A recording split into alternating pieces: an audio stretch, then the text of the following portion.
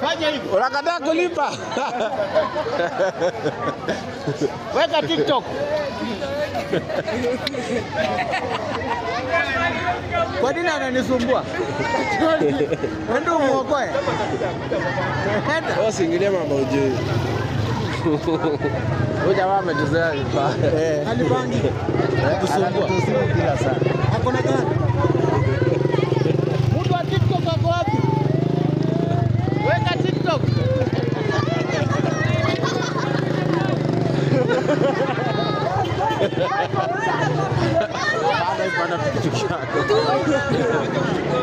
Unajua hata kutingisha, ukitingisha hapo itavunjika na ikivunjika anabaki hapo sina shida.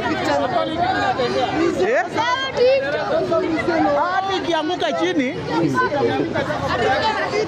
Hello guys, welcome again to Now Trending Africa. Hivi leo tunaenda kuzungumzia habari ambao taxi driver mmoja kule Eldoret alipatikana na masaibu akitoka kazini. Taxi driver huyu akitoka kazini akielekea kwake, alipofika kwake kabla hajatoka kwenye gari, kikundi cha vijana wamebebana katika pikipiki mbili.